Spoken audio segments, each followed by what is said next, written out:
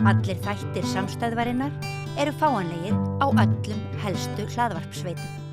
Já, við köllum það veður frá helvíti sem að Norðlendingar búa við þessa dagana, ekki síst Mývetningar. Með því var vitnað til ummæla Sigurbjörns Árna Arngrímssonar sem sjálfur hefur lýst þessu veðri sem nú skekur Norðurland, kuldi og snjór sem veður frá helvíti. Og Mývetningar hafa ekki síst orðið fyrir barðinu á þessum kvelli og hér á Zoom mætti að vera á línunni Sigurður Erlingsson landvörður. Heyrirðu í okkur, Siggi? Já, ég heyri ágætlega í okkur. Ljómandi, hve slæmt er ástandið nú þegar við tökum tal saman klukkan rúmlega 15 á þessum drottinsdegi 5.7.2024?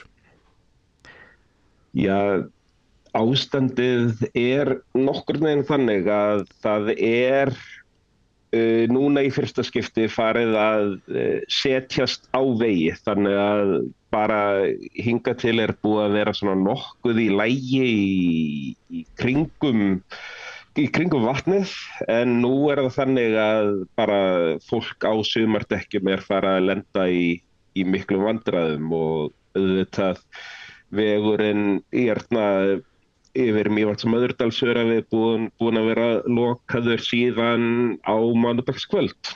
Já, og þannig erum við að tala um samgöngurnar. Þetta kannski hefur áhrif á ferðaþjónustu, en það er ekki síst hlutskipti bænda og lífríkisins, fuglar kom upp í hugan, að þar gætu orðið, ef við bara byrjum á fuglunum, það hefur verið rætt við fólk sem að segir að mögulega stefni í töluverðan ungadauða, menn ræða mófugla og annað slíkt. Hefur þú einhverja forsendur til þess að meta þann skaða sem gæti orðið á fuglalífi við vatnið í þessum kvelli?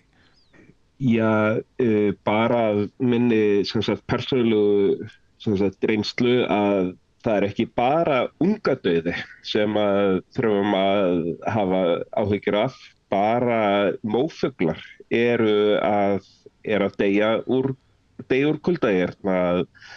Við höfum rekist á dauða og hrakta spóa og bara það er það hvasst og það er það blautt að bara mófuglarnir, bara fullorðnu fuglarnir ná ekki að halda sér hita þeir, og maður hefur grunum að endur og vatnafuglar að þeir séu bara að yfirgefa hreiður í stórum stíl, þannig að þetta bara það eins og maður segir, maður hefur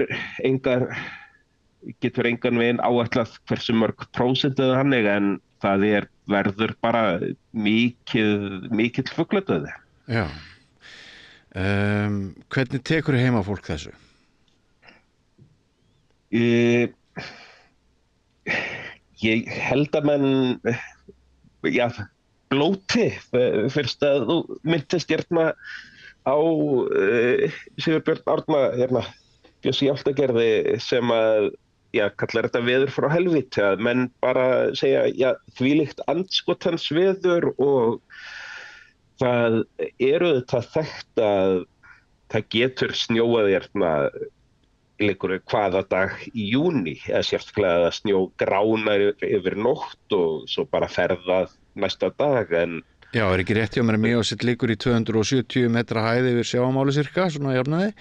Jú, 270-280, og þannig að miðað við það margar skilgreiningar erum við á hálendinu, en venjulega, eins og maður segir, 5.-7. júní væru menn að athuga að fara að sleppa fé á fjall.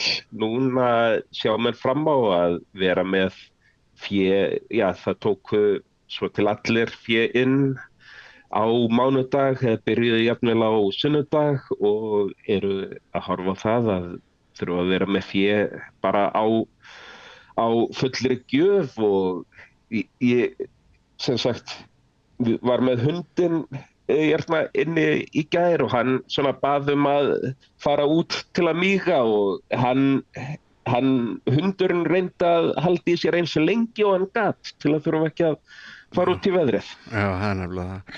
Og þegar þetta fér sett inn þá geta komið upp vandræði. Mér skilst að hann svo langt síðan ég var sveitastrákur í Vogum í Mývatnssveit og hérna man nú ekki landbúnaðar kunnáttuna sem skildi en er ekki rétt athugað að ær geti orðið geldar ef þær eru að flakka inn og út, borða töðuhey inni eða úti og það geti haft áhrif á framgang lambanna. Já, ég sem sagt þú ekki að tjá mig sem sagt of mikið það en auðvitað allar svona bara snöggar fóðurbreytingar eins og að bara fara af beit á hey aftur og það er kannski sérstaklega einmitt bara með lömbina. Þau voru búin að læra að beita sér og þau kunna ekki að éta hey. Nei. Og þá bara, ganga þau hart að mæðrunum og lömborðin stálpuð og þá jafnvel fara ærnar að verja sig fyrir lömbunum bara af því að þær hafa sjálfar ekki orku í þetta. Þannig að, eins og maður segir, það kannski horfir ekki til fjárfellis en það getur alltaf komið upp júurbólga og bara, vandamál hjá fé svona en bara lífríki að það var nú einhvern tímann gerð vísa hvað tíðin væri vond en allavega í þessu veðri það er nú varglaust, sem sagt, það er ekki mývargur í dag. Nei, en sko Siggi, þú vinnur hjá Vatnajökulsþjóðgarði, þú ert landvörður, er það ekki rétt skilið hjá mér? Jú. Og umhverfisvernd er þér í huga alla daga. Er mál heimamanna þannig núna að þetta veður algjörlega einstætt eins og það er vegna þess hver langur þessi hvellur er í júní, heldur að sé að ræða loftslagsbreytingar?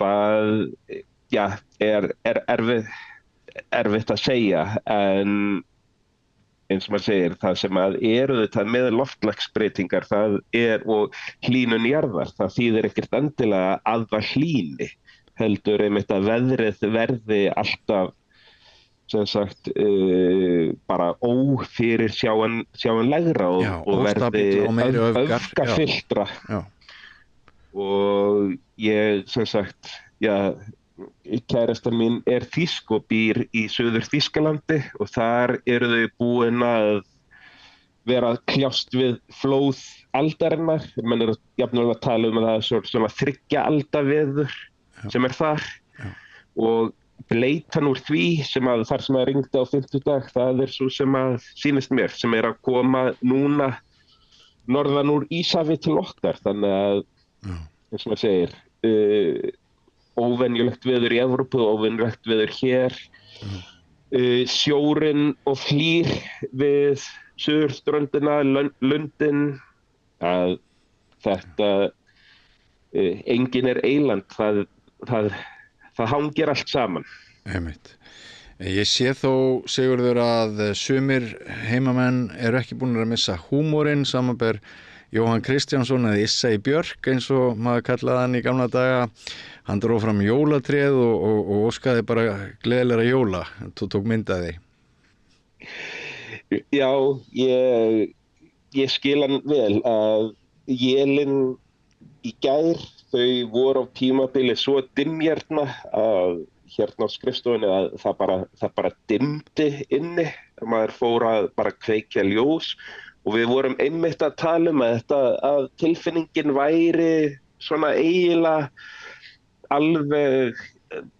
alveg eins og á aðventu eða einhvern veginn þannig og í gær skaflinn á hlaðinu hjá mér eftir 24 tíma snjókomi var orðin 1:20 Já, og það sem sagt myndaðist við skjólbelti og hann leit eiginlega bara nákvæmlega upp eins og skaflinn sem að var þar áramótin.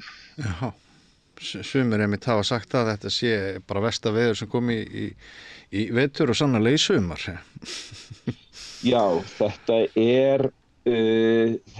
og þetta líka þetta veður sem að mjög bara erfitt að lesa í vegna þess að bara hálfri gráðu heitara eða kaldara, það snjólína kannski 50 metrum hærra og það sem að maður sér bara, já, eitt eru farfuglarnir og annað eru ferðamennirnir, það komið fólk hérna sem ætla að fara í gönguferðir og það kemur og segir, heyrðu, ég reikna ekki með þessu, ég á vetrarbúnaðinn en ég skildi hann eftir heima. Já, einmitt. Þetta eru miklar hamfarir, þetta kallar á æðruleysi. Það eina sem að við sem búum hér við aðeins skára veður, Siggi, að getum sendt ykkur hlýtt eru kveðjur, en svo sannarlega sendi ég hlýjar kveðjur til ykkar og annara og vona nú að það fara að sjá fyrir endan á þessum ósköpum. Já, maður einmitt að reyna að upplýsa ferðamenn hversu óvenjulegt þetta veður sé. Já. Og þetta við hérna fyrir norðan, og við hikum ekki að grínast með það, þetta svo óvenjulegt veður að það sé líklega bara besta veður á Íslandi í Reykjavík í dag. Og það gerist ekki oft. Sigurður, kæra þakki fyrir samtalið og gangi ykkur vel í þessu verkefni. Þakka þér kærlega fyrir. Nú, þá verður þessi þáttur okkar hér á Samstöðinni í kvöld ekki lengri. Við minnum þá sem vilja styrkja okkur á að það hnappur á vefsíðunni samstöðin.is þar sem ástendur áskrift, það þarf að skrolla aðeins niður þegar þið farið inn á síðuna. Þar eru margir sem styðja okkur og halda okkur gangandi með mánaðarlegu framlagi sem hóflegt, 2500 krónur held ég að það sé. Og við keppumst við að efla dagskrá samstöðarinnar eins og hægt þökk sé ykkar stuðningi. En þátturinn verður ekki lengri í kvöld, við sjáumst aftur annað kvöld, verið sæl. Segðu það á Samstöðinni. Samstöðin í eigu hlustenda, áhorfenda og lesenda. Sláist í hópinn og gerist áskrifendur.